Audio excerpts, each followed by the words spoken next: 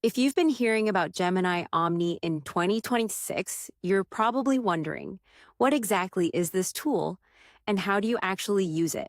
Because honestly, Google introduced many new Gemini features recently, and a lot of people are confused between Gemini Flash, Gemini Spark, and Gemini Omni. So, in this video, I'll show you how to use Gemini Omni step by step. First, what is Gemini Omni? Gemini Omni is Google's new multimodal AI system focused on creating and editing media using text, images, audio, and video prompts. And honestly, this is one of the biggest AI upgrades Google announced during Google I/O 2026 because Gemini Omni can generate and edit video content from different types of input instead of only text prompts. Now, the first step, open the Gemini app or website. You can access it from your browser, Android or iPhone, then log into your Google account.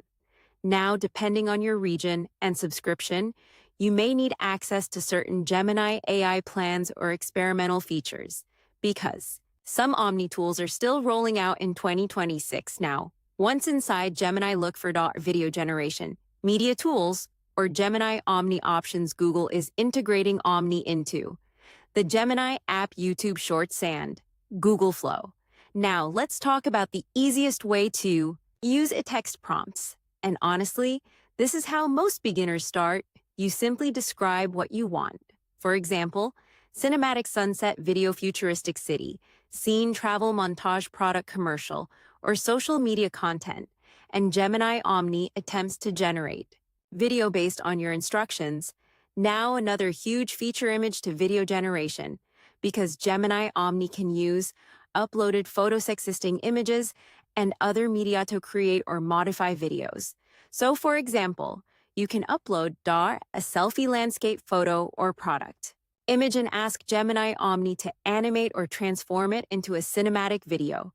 And honestly, this is one of the reasons the tool became so popular online.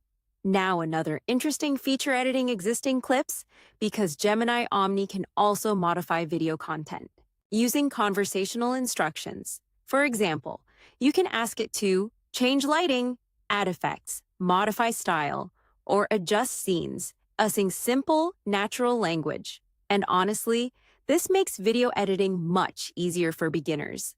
Now, let's talk about prompts, because honestly, better prompts usually give much better results. Instead of saying, make a video, try describing camera angle, lighting, mood, colors, movement, and style. For example, create a cinematic nighttime Tokyo street scene with neon lights and slow camera movement. And honestly, specific prompts usually improve the quality a lot. Now, another important thing, render times, because AI video generation can take several seconds or several minutes depending on video complexity, server, traffic, and subscription level. Now let's talk about limitations, because honestly, AI video tools are still evolving very quickly. Sometimes you may notice strange movements, weird hands, visual glitches, or inconsistent details. And honestly, this still happens even with advanced AI systems now. Another thing worth mentioning, Google is heavily integrating Gemini into its ecosystem in 2026, including Android Workspace, YouTube, and Search. And honestly, Gemini Omni is part of Google's push toward a much more agentic AI experience.